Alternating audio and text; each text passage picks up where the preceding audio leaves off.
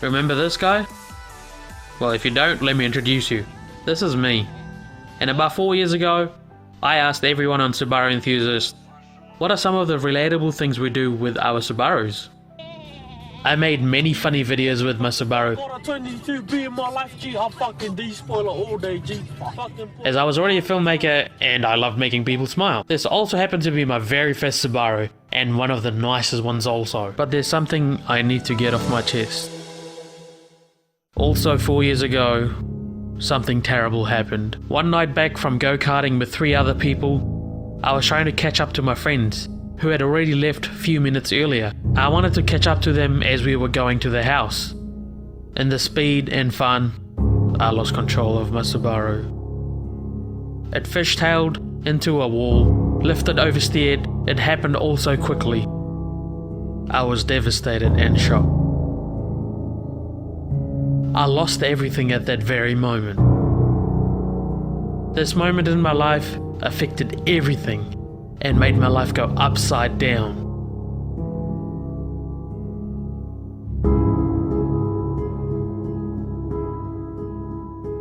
After a few days of recovering, I immediately thought I will fix it and no one will know anything. I was already making a car show called Car Build New Zealand. At the time I thought I will document everything till I fixed it, but till then I won't say a single word and keep it a secret. I told only my closest friends, and only to them I released pictures. And sadly, one of them turned on me. After this post I shared, I had no clue he was a SoundCloud rapper, and I also never aimed it at him. It was more aimed at myself because I tried to do this when I was in school. I really actually do have a SoundCloud, you can go and listen to it if you want to, but I'm warning you, cover your ears. He got really offended by that post, so he decided that he was going to make a meme out of my car as a revenge and post it online, basically exposing me. I remember that day very clearly. I came home from work very tired, and all I see is on the internet my car freaking turned into a meme and basically exposing me. Everyone was on that post. The likes were climbing, everyone was making fun of me. And it was on the same New Zealand Subaru Enthusiast group, the group where I tried to make everyone smile with my videos. I had to prove to the admins that it was my car, so my post could get deleted and removed. I was more depressed as my mum passed away a few weeks earlier, which put me in the darkest time of my life. Everyone messaged me saying, admit it, you crashed, making fun of me. Everyone was bothering me and hating on me. People went to the extent to lie to me that they had a piece of my taillight from the crash, when the crash was only frontal damage, which was a bit awkward. People I didn't even know screenshotted leaked pictures of my car on a tow truck to send it to me. People said I was a liar, but all I tried to do was hide it till I fixed it, then release all the truth at once. One guy even pretended that he owned my car, and once again he uploaded pictures of my car saying he is parting it out on Subaru parts. People were sarcastic to say, hey, come do a photo shoot with my car since it's not crashed. And not once, many times. I was confused. Like, what did I ever do wrong to them? After all the commotion and hate died, I was still depressed and never admitted to crashing. I just wanted to fix and reveal the car all at once and then release the truth. I left my car with a friend that I have no clue where he is today, but he featured in my videos who was going to help me fix it. I was not allowed to park the car at home, so my friend allowed me to park it at his house. One day I went there to find out he has moved, and the lady there who owned the house wanted my car gone. The next day I go there to find my sound system all stolen, my gauges all gone, my door cards bent in half. That left me unmotivated to finish the dang car. We tried selling it, but that basically failed, and we nearly got into a fight with the lady who lived there in that house where my car was, so we just towed it finally and got permission to park it where I live. I bought a GC8, which I plan to put the front on my crashed GF8. We still looked after the crashed GF8, we washed it even though it was crashed, and I basically swapped my GC8 for a GF8 because it would have been easier to make it look like my crashed GF8. But the swap failed, as the finance company declined last minute. Me and the guy had already swapped, so now my GC8 was in Auckland and his GF8 wagon was in Wellington. So we planned calmly. He retained my GC8 to a family member in Auckland, and I retained his GF8 to a friend in Wellington. My family back here in Wellington wasn't too happy about this, so they decided to ring my family up in Auckland and told them to basically put a for sale sign on the car and park it on the side of the road to catch attention. And this was all in South Auckland. And as you guessed it, it basically got stolen. My finance company for some reason decided to tell my insurance company that the car was bone stock and was never modified when the GC8 was actually modified. I was not happy about this because I didn't get paid out, and my insurance company said, hey look, we thought the car was stock, not modified, when indeed it was actually modified, and I've told them previously that it was modified and never a stock car. And my finance company jumped in the middle and said it was stock. So I didn't get paid out.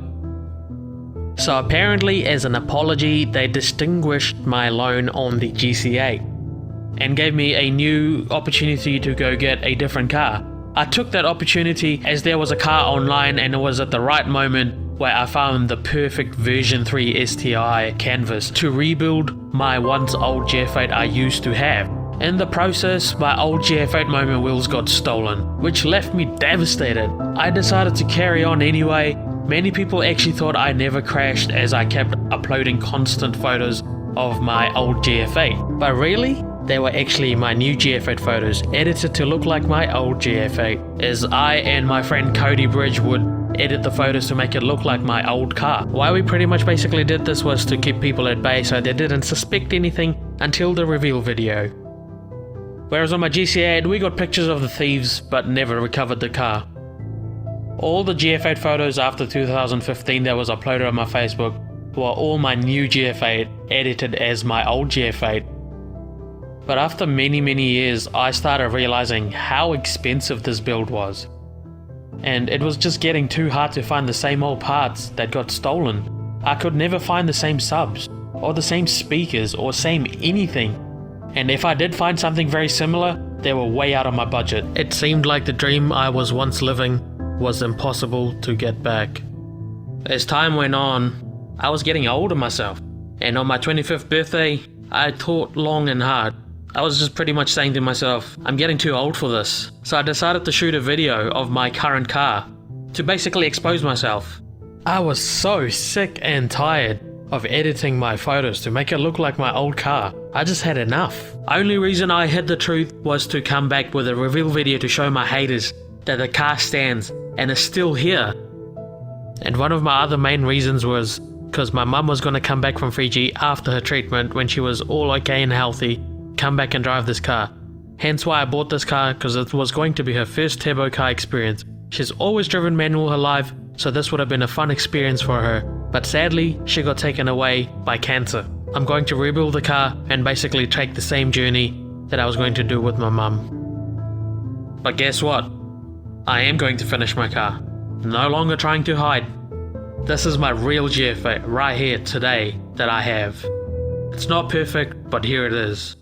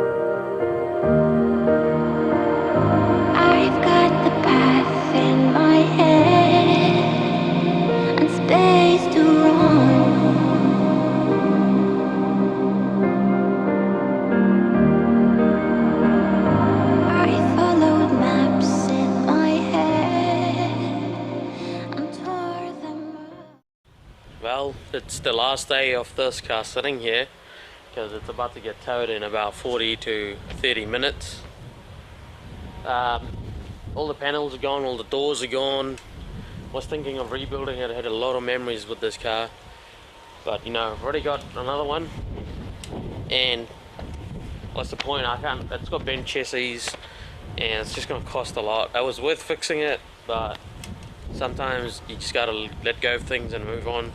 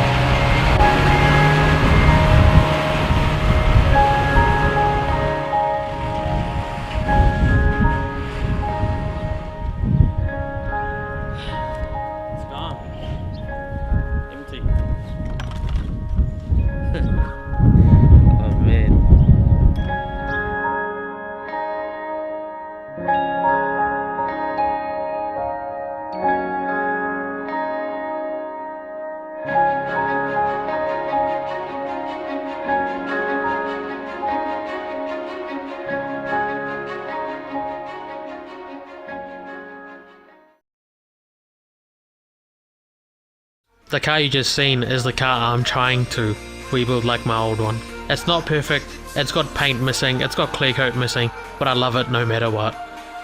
Since the video you've just watched, the wheels have been painted white, the grille is no longer yellow, which looked pretty dang gross, and some of the areas with missing paint have been patched up, but that's a story for another time. Oh yeah, and one more thing. The people that hated on me, you've just made me stronger. Peace.